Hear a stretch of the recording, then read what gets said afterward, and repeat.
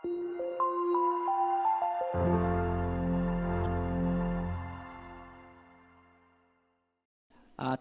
is Father's Day. Sa lahat po ng mga tatay, let me greet you a happy and blessed Father's Day.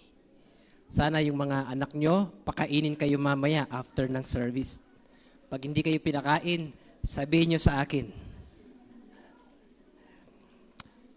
Sa mga hindi po nakakaalam, today is also our church anniversary. Ang church po na ito ay nagsimula noong June 15, 2003. Kaya anniversary po natin ngayon. Happy anniversary sa ating lahat. Amen? Pero pag nag-anniversary tayo, nag-i-invite tayo ng mga churches. Pinapakain natin sila. Sa pagkakataong ito, hindi tayo nag-invite kasi gagastos lang tayo. Gastos lang yan. Huwag na tayo mag-anniversary. Amen? Okay. Today is Father's Day, and I would like to bring a message to you about fathers. At may pinili po akong tatay sa Bible, a very unlikely father na pag-aaralan po natin because he is a total failure as a father. At kung nabubuhay siya ngayon, ito yung mga ipapayo niya sa mga tatay. Yung mga mistake niya na hindi natin dapat tularan. I want you to open your Bibles with me in the book of 1 Samuel. Yan po ay nasa Old Testament. 1 Samuel chapter 2, verse 22 to 25. Babasahin ko at inyong sundan sa inyong mga paningin. Tayo po ay magsitayong lahat bilang pagbibigay galang sa pagbasa ng salita ng Diyos. Ang sabi niya diyan, now, Eli was very old. Ito yung pag-aaralan natin, si Eli. And heard all that his sons did unto all Israel, and how they lay with the women that assembled at the door of the tabernacle of the congregation. And he said unto them, why do ye such things? For I hear of your evil dealings by all these people. Nay, my sons, for it is no good report that I hear. Ye make the Lord's people to transgress. If one man sin against another, the judge shall judge him. But if a man sin against the Lord, who shall entreat for him? Notwithstanding, they hearkened not unto the voice of their father, because the Lord would slay them. Then, let's jump to verse number 27 to 29. And there came a man of God unto Eli, and said unto him, thus saith the Lord, did I plainly appear unto the house of thy father when they were in Egypt in Pharaoh's house? And did I choose him out of all the tribes of Israel to be my priest, to offer upon mine altar, to burn incense, to wear an ephod before me? And did I give unto the house of thy father all the offerings made by fire of the children of Israel? Verse 29, wherefore kick ye at my sacrifice and at mine offering, which I have commanded in my habitation, and honorest thy sons above me, to make yourselves fat with the chiefest of all the offerings of Israel, my people. Let's move on to chapter 3, 11 to 14. Chapter 3, verse 11. And the Lord said to Samuel, behold, I will do a thing in Israel, at which both the ears of everyone that heareth it shall tingle. In that day I will perform against Eli all things which I have spoken concerning his house. When I began, I will also make an end. For I have told him that I will judge his house forever for the iniquity which he knoweth, because his sons made themselves vile, and he restrained them not. Verse 14, and therefore I have sworn unto the house of Eli, that the iniquity of Eli's house shall not be purged with sacrifice nor offering forever. The title of our message this morning, Advice from a Father Who Saw It All. Advice from a Father Who Saw It All. Tayo po'y manalangin, mapagpalang Diyos na dakila. Dalangin ko, Panginoon, na Ikaw ang siyang mangusap po sa amin sa pamagitan ng mensaheng ito. Dalawin niyo po kami ngayong umaga, ipadama ang inyong pong presensya, kumilos sa aming kalagitnaan, higit sa lahat, Panginoon, magkaroon po ng impact ang mensaheng ito sa mga puso namin, lalo na sa mga magulang. I pray, dear Lord, that may you get all the glory. In Christ name I pray. Amen. Maraming salamat. Pwede na po tayong maupo. Let me give you a brief background sa pag-aaralan po natin ngayong umaga. Nandito po si Eli as a father at meron po siyang dalawang anak na lalaki, si Hophni at saka si Phinehas. Lahat sila na mag-aama ay nagtatrabaho po sa tabernacle. They minister at the tabernacle. Yung tabernacle sa Old Testament, ang katumbas po nito sa panahon natin ay ang church. So nasa church sila. Doon sila nagmi-ministeryo. Ang trabaho ng dalawang anak ni Eli, sila po yung tagatanggap ng lahat ng mga offerings at sacrifices na dala ng mga pupunta sa tabernacle. Ang problema, itong dalawang anak niya, bagamat sila ay nasa lahi ni Levi, the priestly tribe of Israel, sila yung inatasan ng Panginoon na magtrabaho sa tabernacle. Pero yung puso nila ay malayo sa Panginoon. Naglilingkod sila sa tabernacle, pero yung puso nila ay wala doon sa kanilang ginagawa. Kaya kapag darating ang mga tao, yung mga offering na dala ng mga tao ay puwersahan nilang kinukuha. Hindi na nakakarating sa loob ng tabernacle yung mga offering na yun. Kinakamkam ng dalawang anak ni Eli. At si Eli, aware siya sa ginagawa ng kanyang mga anak. Pero hindi niya sinasaway. Sabi ng Bible, He does not restrain them. Sa madaling salita, spoiled yung mga anak niya. Takot siya na ma-offend yung mga anak niya. Takot siya na disiplinahin yung mga anak niya. Kung kaya't pinababayaan lamang niya yung mga anak niya sa kanilang mga kasalanan. At dahil dito, the Lord intended to kill His two sons. Papatayin na ng Panginoon yung dalawa niyang anak. Because of Eli's failure as a father. Nilagay ni Eli yung dalawang anak niya sa alanganing posisyon. Hindi niya tinuruan yung mga anak niya. Kaya lumaking masama yung mga anak niya. Ang sabi ng Bible, pinagsabihan niya, but it was too late. Pinatigas na ng Panginoon yung puso ng mga anak niya dahil intention ng Panginoon na patayin na yung dalawang anak niya. Ang sabi niya sa verse 25, if one man sins against another, the judge shall judge him. But if a man sin against the Lord, who shall entreat for him? Notwithstanding, they hearkened not. Hindi sila nakinig. They hearkened not unto the voice of their father. Hindi sila nakinig sa sinabi ng kanilang ama. Why? Because the Lord would slay them. Papatay na sila ng Panginoon. So, paano namatay itong dalawa niyang anak? Yung context nitong pinag-aaralan po natin, Israel are at war. Nakikipagdigma po ang mga Israel sa mga Philistines. At every time na makikipagdigma ang mga Israel, dinadala nila sa digmaan yung Ark of the Covenant. Yung Ark of the Covenant, isa po itong malaking chest na kung saan mayroong estatwa ng dalawang anghel na yung pakpak nila ay nakakulog doon sa bandang gitna. At doon sa loob ng chest na yun ay nandun yung 2 tablets, the 10 commandments na binigay ng Panginoon kay Moses. Merong isang palayok doon ng mana na hindi nasisira at nandun yung tungkod ni Aaron na namulaklak. These are the 3 items in the Ark of the Covenant. On the average, generally speaking, yung Ark of the Covenant represents the presence of God.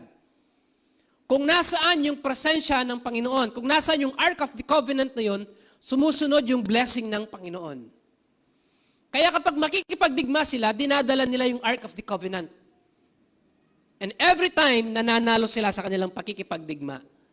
Because the Lord is with them. The Ark of the Covenant represents the presence of the Lord. At dahil nandun yung Ark of the Covenant, nandun din yung presensya ng Panginoon. Nagwawagi sila sa bawat pakikipagdigma nila. Pero sa pagkakataong ito, nung dinala nila yung Ark of the Covenant kasama si Hophni at saka si Phinehas, yung dalawang anak ni Eli. At dito sila pinatay ng Panginoon. Napatay sila sa digmaan. At yung Ark of the Covenant, kinuha ng mga Philistine. Merong nagbalita ngayon kay Eli. Nasa tabernacle si Eli, nakaupo. Ang sabi ng Bible, medyo may kalakihan ng katawan ni Eli. Mataba siya, nakaupo sa kanyang upuan. Ibinalita yung kamatayan ng dalawa niyang anak. Sa kanyang pagkabigla, akmang tatayo siya, pero instead na makatayo siya, natumba yung kanyang upuan ng patalikod at nabagok yung ulo niya. And Eli died on the same day. This is the unfortunate event in the life of a failured father. He failed as a father, kung kaya't pinatay sila ng Panginoon. Fathers, this message is for you. Sa mga nanay na nandito, you can also learn from this message as a parent. Sa mga single na nandito, someday, you will also become a father. Learn from this message. If Eli is alive today, what advice would he give to our fathers? Very unlikely na si Eli ang pag-aaralan natin sa kabila na failure siya as a father. Pinili ko na pag-aaralan natin siya sapagkat nakita na niya lahat ng pwedeng mangyari kapag hindi tumindig ang isang ama sa pagiging ama niya sa kanyang mga anak. Nakita niya lahat ang consequence. Kaya't kung si Eli ay mabubuhay muli, ito yung mga payo na ibibigay niya sa atin. Number 1, he would advise us to put God first in your life. He would advise us to put God first in your life. Bakit? Sapagkat sa buhay ni Eli, hindi niya inuna ang Panginoon. Yes, nandun siya sa tabernacle, nagmi-ministry siya doon, pero makikita natin sa verse number 29, mas ino-honor niya yung kanyang mga anak kaysa sa Panginoon. Basahin ko. Ang sabi ng Panginoon sa kanya, wherefore, kick ye at my sacrifice and at mine offering, which I commanded in my habitation, and honorest thy sons above me. Mas mahalaga yung mga anak niya kaysa sa Panginoon.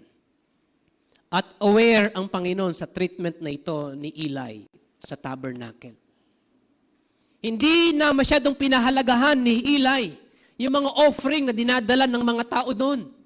Pinababayaan niya yung mga anak niya na kunin yung mga offering na yon. His sons live in sin.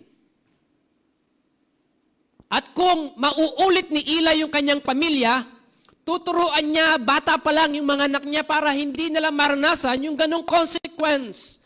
The Lord slayed them. Pinatay sila ng Panginoon. All because of the negligence of the father. Kaya kung nabubuhay si Eli ngayon, sabihin niya, unahin niyo ang Panginoon. Put God first in your life. This is Eli's greatest mistake. Sa buhay po natin, unahin po natin palagi ang Panginoon. Paano ba natin uunahin ang Panginoon sa buhay natin? By honoring Him above all things. Honor po natin ang Diyos sa lahat ng bagay. Pag sinabi po natin na sa lahat ng bagay, sa lahat ng aspeto ng buhay natin, pamilya, trabaho, kaibigan, eskwela, pag-aaral, inuuna natin palagi ang Panginoon. Kinukonsult natin palagi ang Panginoon. Kung ito ba yung nararapat para sa atin na naaayon sa kalooban ng Panginoon. Ang nakakalungkot, huli na lang natin kinukonsult ang Panginoon eh. Pag nagka-problema na tayo sa mga decision natin, at saka tayo lalapit sa Panginoon when it's too late. Pero kung simula pa lamang, uunahin na natin ang Panginoon, you will never go wrong. Kaya ang advice ni Eli sa atin, to put God first in our life by honoring God above all things. Second, putting God first means dealing with the sins in our life. Huwag po nating ipamana yung mga kasalanan natin, yung mga mali natin sa mga anak natin. Sa sarili pa lang natin, itama na natin yung mga mali natin. Amen? Kaninang papunta po kami dito, doon pa lamang sa may Buno, may mga bata po kaming nadaanan. May 2 bata akong napansin sa bandang kaliwa. May hawak na sigarilyo sa kamay yung bata, parang 6 or 7 years old lang yun. Bakit ganun kabatang edad, naninigarilyo na? Dahil nakikita nila sa matatanda. Kung tayo, mga tatay, hindi natin itatama yung mga mali natin, mamanahin niya ng mga magiging anak natin kasi nakikita nila sa atin eh. Putting God first also means setting the example for your children. Alam nyo, yung mga anak po natin, lahat ng naririnig nila sa atin, sa pandinig nila, tama lahat yan. Kahit mali. Dahil nanggaling sa atin, isipin nila, tama yan. Lahat ng nakikita nila sa atin, sa paningin nila, tama. Kahit mali. Sapagkat tayo yung kanilang example. Yung bata, dahil wala pang muwang yan, kapag ipinakita mo ang isang bagay na kulay black, sabihin mo, kulay white ito. Maniniwala siya. Kasi lahat ng sasabihin natin sa kanya, maniniwala siya. Pero kapag lumaki na yan, mahaba ng sungay, mahirap mo nang putulin. Kahit anong gawin mo, hindi na maniniwala sa'yo. Pag bata pa lang, tinuruan mo, maniniwala. Pero pag lumaki na yan, tuturuan mo, kalang niya sa'yo. Kasi mas magaling na siya sa'yo. Mahirap na silang turuan. Mahirap na silang maniwala sa atin. Kaya habang bata pa lang, mag-set tayo ng example sa kanila. Number 2, ano yung magiging advice ni Eli sa atin? Sasabihin niya, be sure to discipline your children. Be sure to discipline your children. Kapag narinig po natin yung salitang disiplina, ang agad na naiisip po natin ay yung parusa kapag nagkamali sila. The Bible teaches discipline not only punishing them when they do wrong, but also training them to do what's right. Hindi lamang dapat mali ang nakikita natin sa kanila. Dapat makita din natin yung mga tamang bagay na nagagawa nila. Paano ba nating didisiplinahin yung mga anak natin? First of all, teach them God's words and God's ways. Ituro po natin sa kanila yung salita ng Panginoon. Mahirap po itong gawin sa atin sapagkat tayo mismo hindi nagbabasa ng salita ng Panginoon. Paano mong tuturuan yung anak mo ng isang bagay na ikaw mismo hindi mo nagagawa? Mahirap, hindi ba? Again, we should set an example to them. Ang pagdidisiplina sa mga anak po natin ay magsisimula sa salita ng Panginoon. Kaya ang unang paraan ng pagdisiplina sa kanila ay ang pagtuturo ng salita ng Panginoon. Ituro po natin sa kanila yung salita po ng Panginoon. Mahirap bang magbasa ng salita ng Panginoon? Sagutin niyo ako, mahirap ba? Bakit hindi tayo nagbabasa? kung hindi mahirap. Hindi nyo ba napapansin, kapag magbabasa tayo ng Bible, doon tayo inaantok. Pag magbabasa ka ng Bible, parang bumibigat yung pilik mata mo. Pag magbabasa ka ng Bible, parang doon lumalabas yung mga sakit sa katawan. Doon ka hinihila ng higaan. Nararamdaman natin lahat yan kapag magbabasa ka ng Bible eh. Pero kapag nag-Facebook ka, wala tayong nararamdaman. In fact, hindi natin namamalayan ang paglipas ng oras. Hindi mo alam, 2-3 oras ka na sa pagbabrowse sa Facebook. Pero kapag magbabasa ng salita ng Panginoon, hindi natin maintindihan bakit bigat na bigat yung katawan natin. Because the devils know na yung salita ng Panginoon ang magtuturo sa atin ng tama. At ayaw ng dyablo na maging maayos ang buhay mo. Kaya pipigilan at pipigilan kanya every attempt na magbabasa ka ng salita ng Panginoon. Needless to say, yung turuan mo ng salita ng Panginoon ang iyong mga anak. Alam nyo, sa Amerika, may mga bahay kaming mga tinutuluyan, yung practice ng ibang mga pamilya, kapag maghahapunan sila, kasama yung Bible reading sa kanilang hapunan. Pagkatapos nilang kumain na, yung tapos nilang kumain, bago magligpit, meron silang Bible reading. Umiikot sa kanila. Yun yung family devotion ng ibang mga pamilya. Sapagkat yung pinakamainam na oras sa maghapon para magbasa ay yung gabi. Huwag naman natin gawing pampatulog yung salita ng Panginoon. Hindi ka makatulog, magbabasa ka ng Bible, makakatulog ako nito.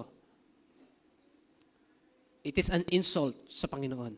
Bigyan natin ng halaga yung salita ng Panginoon. So ang pagdisiplina sa ating mga anak ay magsisimula sa pagtuturo sa kanila ng salita ng Panginoon. Then, encourage them when they do right. Kapag gumagawa sila ng tama o mabuti, encourage natin sila. Tapikin natin yung balikat nila. Akbayan natin sila. Anak, I'm proud of you. Tama yung ginagawa mo. Pagpatuloy mo yan. Not only encourage them when they do right, correct them when they do wrong. Ito yung mali sa atin. Itama natin ito. Kapag may nagawang mali yung anak natin, pinapagalitan natin. Pinaparusahan natin. Kapag may nagawang tama at maganda, hindi natin pinapansin. Pinapalipas lang natin. Sapagkat ine-expect natin na dapat tama palagi yung ginagawa niya. Pero kapag mayroong ginagawang mali, parang iskandalo sa loob ng bahay. Di ba? Sigaw dito, sigaw doon, dabog dito, dabog doon, palo dito, palo doon, kurot dito, kurot doon. Dinidisiplina natin. Kasi nagkamali eh. Kapag nakagawa naman ng tama. Kung anong atensyon ang ibinibigay natin kapag nakakagawa sila ng mali, dapat ganung atensyon din ang ibigay natin kapag nakakagawa sila ng tama. Amen po ba? It is not right. Unfair sa mga anak natin yun eh. Na lahat na lang ng mali nila ang nakikita natin, pero yung mga tama nilang nagagawa, hindi natin nakikita. Let us encourage them when they do right. Para lalo nilang pagbutihan ang gumawa ng tama kapag pinapansin natin sila. Then number 3, ang sasabihin ni Eli sa atin, teach them about Jesus. Turuan natin sila tungkol sa ating Panginoon. Sa pandinig ng maraming mga tao, kapag narinig nila yung pangalang Jesus or Jesus, sabi nila, corny, OA. Pero alam nyo, if we will teach our children about Jesus, ilalapit natin ang ating mga anak sa Panginoon. Ituturo natin ang Panginoon sa kanila. It will save us a lot of headache. Mababawasan po yung maraming sakit ng ulo sa buhay po natin. Bakit po? Sapagkat marami pong mga bata ngayon, wala silang kinatatakutan. Sukdulang magulang nila ay hindi na nila kinakatakutan Ituro po natin sa kanila ang ating Panginoon habang bata pa lamang sila. Tell them what Jesus did for them at the cross. Yung sakripisyo ng Panginoon sa kanila sa cross. Ituro natin sa kanila kung ano ang ginawa ng ating Panginoon, kung paano binigay ng Panginoon yung buhay niya para sa kanila. Teach them about repentance and faith. Yung pagsisisi at pagkakaroon ng pananampalataya sa ating Panginoong Hesukristo na yung kaligtasan na walang kinalaman sa mabuting gawa natin, kundi pagkakaroon lamang ng pananampalataya sa ating Panginoong Hesus. Teach them about confession and forgiveness. Naging matigas na po ang puso ng maraming mga bata ngayon. Sa bawat pagkakamali nila, kinikimkim nila yon. Hindi na uso ngayon ang paghingi ng tawad. Hindi na uso ngayon ang pagpapatawad. Ang salita po ng Panginoon kailanman, hindi niya isinantabi yung attributes na matuto tayong magpatawad at humingi ng tawad. Ituro po natin sa mga anak po natin yan.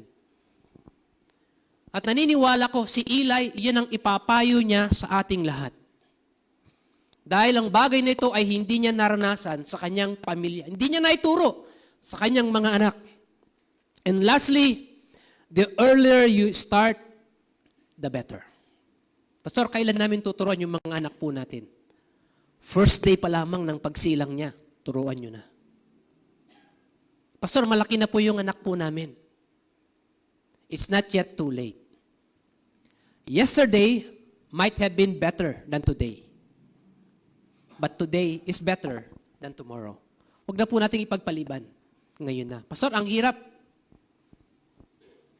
Pag ang bata tumanda na, mahaba na raw ang sungay, mahirap nang putulin. Yun ang disadvantage kapag late na tayong natuto na magturo sa mga anak po natin. Bakit kailangan natin silang turuan as early as possible? Sapagkat yung mga puso po nila ay open when they are young. Their hearts are open when they are young. Katulad ng nabanggit ko po kanina, kapag bata pa lang yung mga anak po natin, lahat ng ituturo natin sa kanila, tatanggapin nila at paniniwalaan nila. Start when they're young. Turuan natin sila habang bata sila. Disiplinahan natin sila habang bata sila. Ituro natin sa kanila ang salita ng Panginoon. Ipakilala natin ng Panginoon sa kanila. Dalhin natin sila sa church. Lahat ng makakabuti sa kanila, gawin natin. Huwag nating ipaubaya lang sa school yung pagturo sa kanila. Huwag nating ipaubaya lang sa mga kaibigan nila yung pagtuturo sa kanila. Tayo mismo na mga magulang ang merong responsibilidad na hubugin at turuan ng ating mga anak para sa kanilang ikabubuti. Then number 2, you will save them a lot of trouble along the way. Alam niyo po, yung mga anak ng mga mananampalataya ngayon, sila po yung madalang lang nagbibigay ng sakit ng ulo sa kanilang mga magulang. Nagbibigay pa rin sila ng sakit ng ulo. Hindi nawawala yun. Pero kumpara mo sa mga anak ng mga hindi mananampalataya, mas madalas yung sakit ng ulo sa mga magulang. You will save them a lot of trouble along the way. Yung mga anak po namin, nakamulatan na po nila yung church. In fact, parang dito na halos sila pinanganak sa church. Mula nung magkaisip sila, nasa church na. Wednesday, hindi na sila kailangang sabihan. Alam nila, pupunta kami sa church. After school, bibihis ang mga yan. Dahil alam nila, may prayer meeting. Saturday, alam nila, may choir practice. Pupunta ng church. Sunday, alam nila, pupunta sa church. Never na naging issue sa kanila ang pagpunta sa church. Sapagkat bata pa lamang sila, nakamulatan na nila ang Panginoon sa buhay nila. Start them young. Pastor, paano kung malaki na po yung anak ko, mahirap na punturuan? The best teacher is be an example. It's not yet too late. Fathers, if Eli is alive today, ang i-advise niya sa atin ng mga tatay, put God first in your life. Unahin mo ang Panginoon. Discipline your children. Discipline your children. Teach them about Jesus.